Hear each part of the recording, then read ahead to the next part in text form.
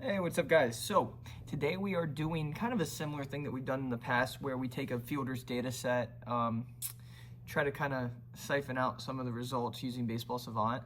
That way we can get a better idea of how effective the positioning is. We have the positioning data per se. As regular fans, we don't really have the inside access there, so I'll do some of the dirty work here so you guys don't have to. Last year, we did Lindor's 2023 data set. Let's do that again, but for 2024, because he's had not like it's a big change for him. He's been a great defender, but he's had a really, really good defensive year this year, and now that we have all the data, we're able to kind of figure out what made him so much more effective, I guess, is the best way to say it. It might also be an effectiveness from a pitching staff standpoint as well. So we'll dive into that. And then for now, I'm just going to show you guys the results that I'm using for Baseball Savant. That way you have an idea of how to run this. Batted ball location, we're going to go to shortstop, player type, shortstop. That way you can find Lindor. Play result, right? I want to make sure I'm able to get as much as I can here. Obviously, this isn't going to be perfect. But single, double, triple, field out. I don't know why I checked strikeout, double play. We probably don't need that. But double play, field error, got into double play, fielder's choice out, force out. Anything where the ball is being put in play on the ground or as a line drive. Now, last year we had everything that was put in play, period. To be honest with you, I didn't get a whole lot of information from the super high launch angles. It doesn't help us a ton when it comes to trying to evaluate prep step timing, which is really what we're trying to get down to. Now, what that does help us with is like post timing footwork and the best ways to do that. So there's value there. But for what we're trying to do here, which is identify best practices for prep step timing and positioning, not really our cup of tea there. So using all of this stuff, you then go to batted ball type, line drive, ground ball. The other two, we're going to have launch angles that are way too steep for what we're actually looking for. Again, there's some value with the others if we want to look at that secondary footwork stuff. But you search and you get these results. You'll be able to tell if these are accurate by using either Fangraphs, Baseball Reference. Look at the attempts that a given player has. This should be a little bit less than what they have because we're not taking in those pop flies or like put out type plays, right? So taking a look at all this, essentially you're just charting exit velocity, launch angle, and then I like to I like to evaluate direction. So essentially, and I did this last year, I showed you guys last year, but you get this kind of chart here. Let me see if it'll focus. Wonderful. And so I'm seeing on this row here on the sides, we're ordering this by launch angle, which you can see here. So you sort by launch angle. That solves a lot of problems. You add the exit velocity in. Now, once I get everything charted, I go through the video and I use video scouting. Essentially, I'm just making dots, right? One dot starts at contact, which is going to be at the plate. Now, you can get as specific or non-specific with this as you'd like. You can go by the zone that's given here on Baseball Savant and do that.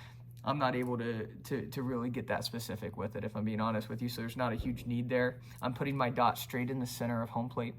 And then when you watch the video, you'll be able to scout the positioning roughly of where Lindor started. Now, it's not going to be perfect, but the camera swing allows us to have a pretty good shot at identifying where his setup is. At the higher levels, they have access to that data. So if you're someone in that space and you're wanting to do this, this is more than manageable. It's just something you guys have access to. But as you get that idea of where he's starting, you put a dot where he started, not where he intersects the ball.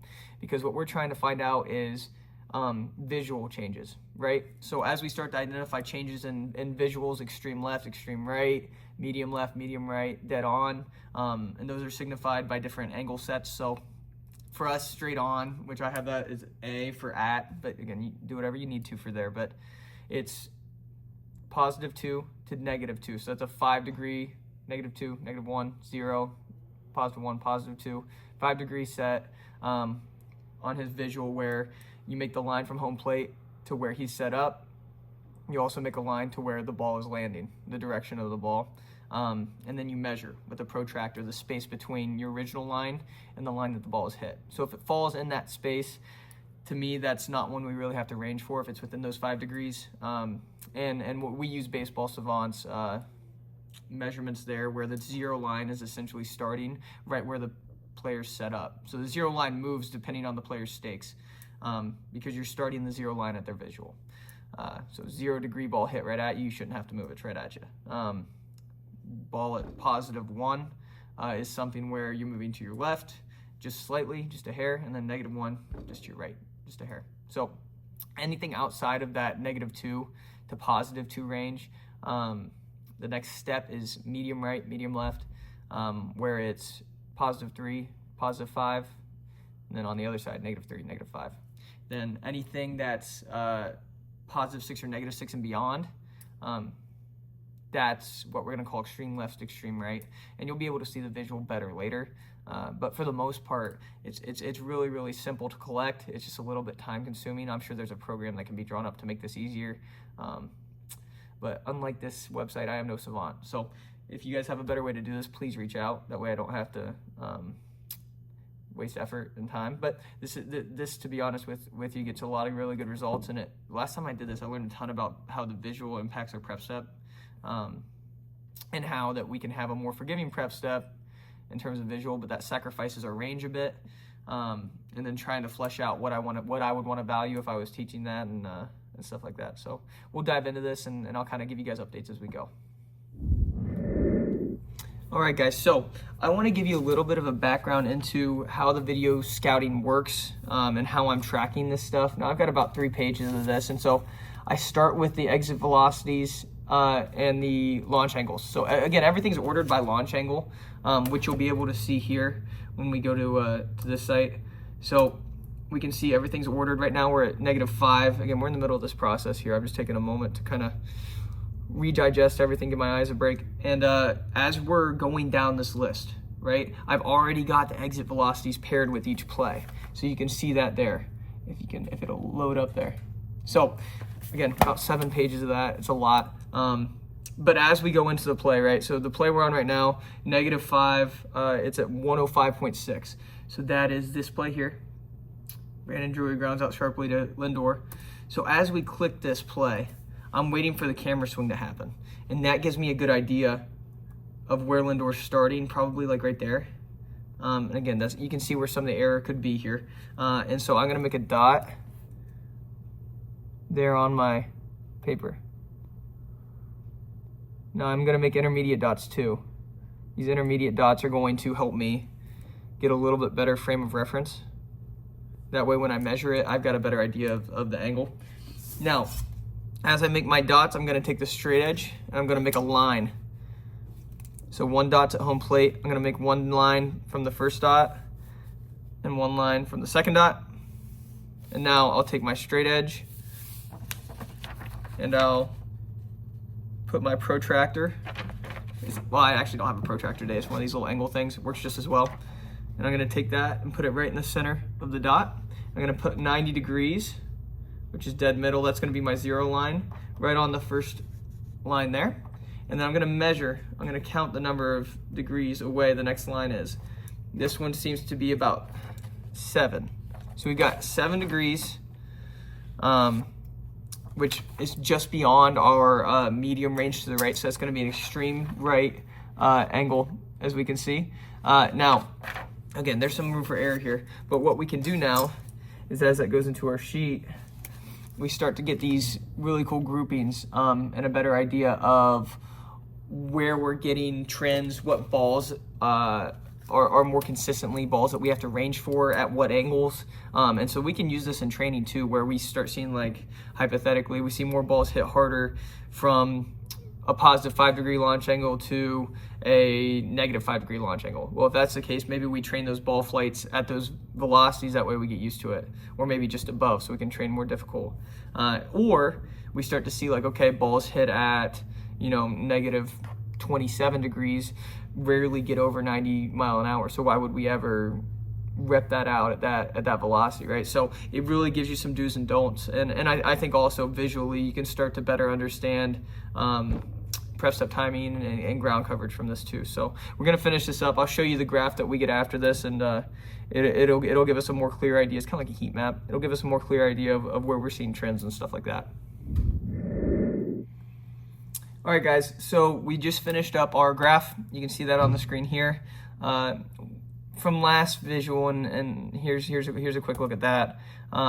We've definitely been able to kind of make this a little bit more palatable. I know the cutting down of the extreme launch angles, especially ones that are super vertical, it just doesn't. It didn't play well, and it's not like it didn't play well, like it doesn't help us at all. It helps, but for what we're trying to look for, there's really not a ton of assistance there. Now, when we go back to what we've done here, I really think that this gives us a clear idea of where we're seeing certain contacts, what angles we can anticipate that we might need to range more at, and stuff like that. And so just like the last time we did this, we're noticing there's a little bit more of a congregation of dots here in the center. That makes sense. That speaks to the ability of Lindor and the people working with him positionally and making sure he's in the right spot. But beyond that, right?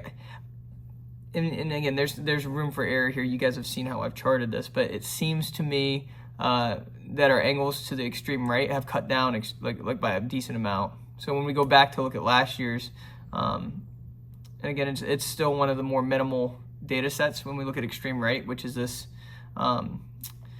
greater than or equal to negative, or less than or equal to -6, which is on the far right. So it just seems to me like that makes more sense. So now as we go into this, those angle sets that we saw from the last graph, it's the same here. It's the same angle sets. It's just different wording. I think this makes more sense to most people. You don't want to look at numbers and then try to translate it. Just look and see what it means. But you can see that the lack of those, I guess, attempts speak to the value that we've seen from positioning, and our mid-right has picked up some dots there too, which means he's probably just shading that way a bit more. And then, I mean, our extreme left is still pretty much the same. So I'd say it might have been a slight adjustment in his stakes to the right, or it might have been a pitcher efficiency thing where there's less of those extreme balls in a certain spot. It's really hard. This data set's large, but it's not so large that you can go ahead and make assumptions yet. But I do like meshing the two together to try to find things out if there's anything that's screaming at us. So do with this what you will. If you wanna do this with your guys, that's great. I think there's a ton of value that can be had here, and I know cross-positionally, right, we'll be able to see different trends too. I enjoy doing it for shortstops because you can see so much of the bad angle, and that starts to have a greater impact on that preps up timing sometimes, as opposed to like a corner guy who the frame of the batter sometimes can obstruct that anticipation a bit. But it's still like it's super valuable at all positions, and I like understanding how flight works, and from a development standpoint, if I'm going to train balls that are straight at the defender, I probably need to be training those at higher exit velos, because we're seeing those higher exit velos congregate in that space. Same way to their mid right at the shortstop position. Now that probably turns into mid left as we come across the base working for second baseman, but that'd be another data set we'd have to check out, right? So using this to find out that information is valuable, and I know our players would benefit from that too. So thanks for watching, guys. If you have questions, leave a comment below. Feel free to reach out. You've got access to my socials, to my link tree on Twitter. So dig into that, and then I'll link that as well in the description. So thanks for watching, and have a good one.